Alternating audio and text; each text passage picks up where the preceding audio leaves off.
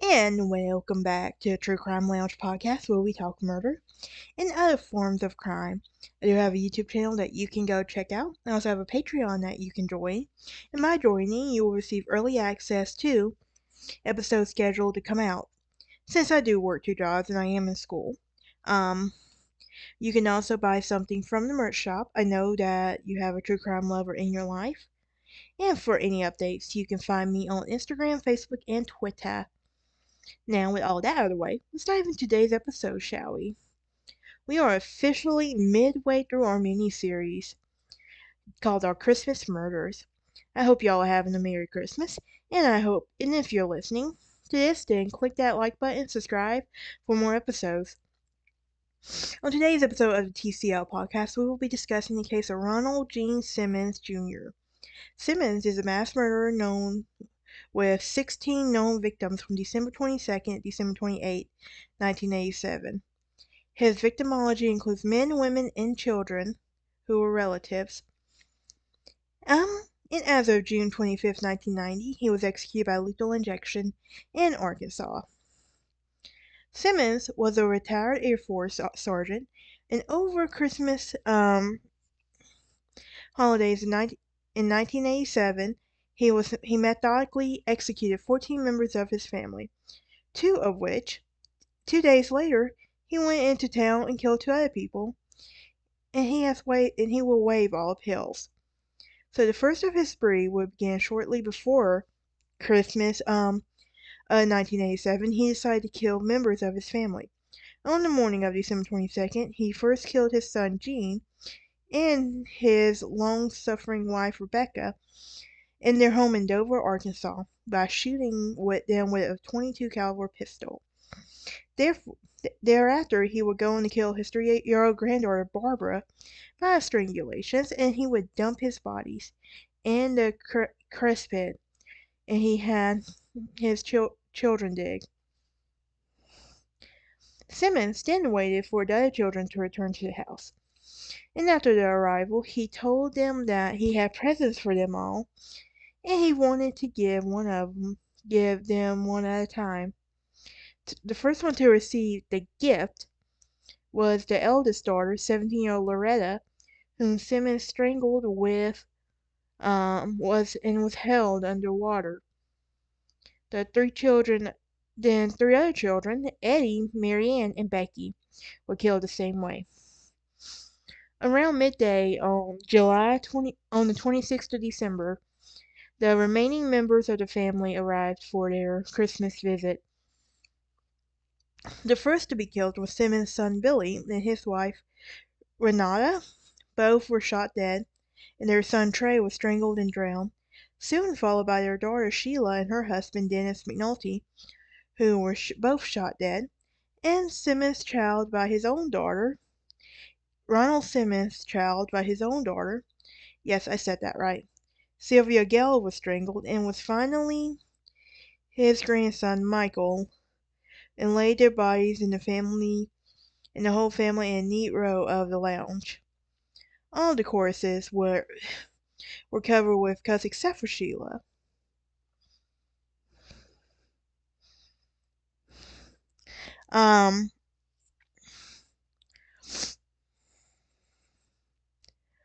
Anyway, I lost my place. Okay. Oh yeah. Except for Sheila, who laid in a state covered by Rebecca Simmons' best tablecloth. The bodies of the two grandsons were wrapped in plastic sheeting and left in abandoned cars at the end of the lane. After the murders, he went out for a drink at the local bar and then returned to the house, apparently oblivious to the courses lined up, spent the rest of the evening and then the following day drinking beer and watching television. On the morning of December 28th, he then drove into Russellville at a law office, shot dead the receptionist, a young woman named Kathy Kendrick, with whom he had been infatuated with, and who rejected him. And he next went on to an oil company where he shot a dead man by J.D. Chafin and wounded the owner, Rusty Taylor, and then drove on to the convenience store where he obviously worked and previously worked, and shooting and wounding two more people. Like, he just started a killing spree, and he really did. He's like, I just can't stop. Although, afterwards, he went on to the office of the Woodland Motor Freight Company, where he shot and wounded a woman. Ending his killing spree, Simmons simply sat at the office as he chatted to one of the secretaries while it waits for the police. When they arrived, he handed over the gun and surrendered without any resistance. He was charged with the 16 counts of murder, found guilty, and sentenced to death. He refused to appeal death sentence, stating, "To those who oppose the death penalty, in my particular case, anything short of death would be cruel and unusual punishment." So, Simmons was first tried for the Russellville crimes, and the jury convicted him of capital murder and sentenced him to death. He made an additional statement under oath supporting the statement. I, Ronald G. Simmons, Sr., want it to be known that it was my wish and desire that absolutely my action, no action by anybody, to be taken in appeal or any change to sentence. It is further respectfully requested that this sentence be carried out expeditiously, and the trial court would conduct a hearing to determine his competence and waive further proceedings, and concluded that his decision was knowing and intelligent.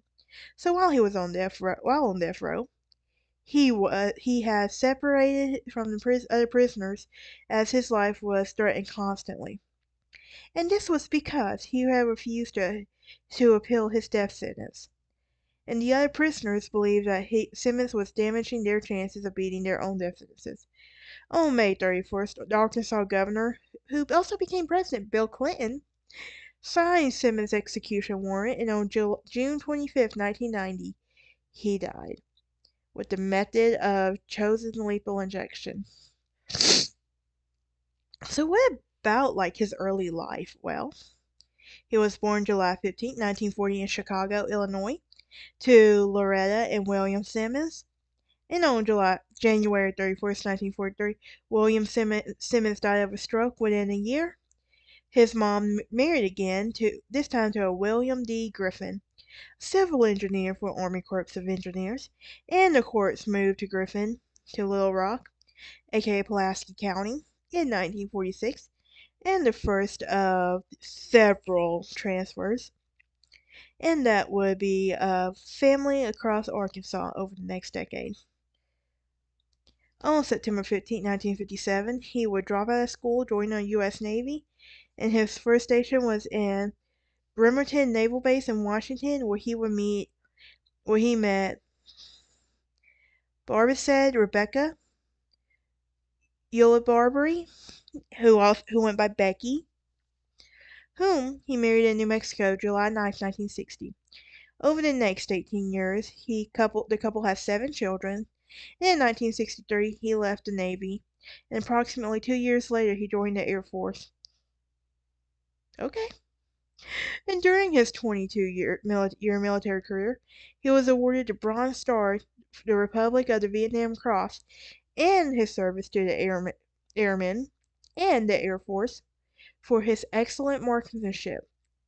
Simmons retired November 30th, 1979, and reigned a Master Sergeant.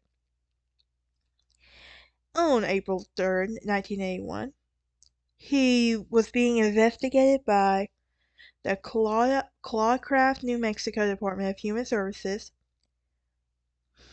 for allegations that he had fathered a child with his 17-year-old daughter Sheila. Fearing arrest, Simmons fled to Ward in the late 1981, then to Dover in the summer of 1983, and the family took up residence on a 13 tract that became known as Mockingbird Hill. The residence was constructed of a 2-year mobile home joined to form one home, and which end was surrounded by a makeshift private privacy fence as high as 10 feet. In places, the home did not have a telephone. Simmons worked as worked a string of low-paying jobs in a nearby town of Russellville. He quit a position of accounts receivable clerk at Woodland Motors Freight after numerous reports of inappropriate sexual advances. He went on to work at Sinclair Mini Mart for approximately a year and a half before quitting on December 18, 1987. Evidence indicates that he bludgeoned and shot his wife. On December 22, 1981, Simmons also bludgeoned and shot his visiting son, who was 22, Ronald Gene Simmons Jr. He strangled their 3-year-old granddaughter.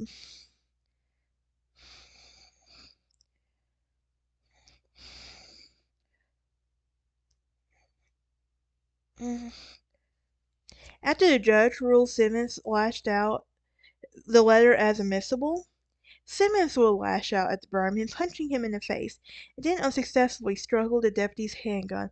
Officers rushed him out of the courtroom in chains. Simmons was sentenced to death by lethal injection on March 16, 1989. He again waived his right to appeal.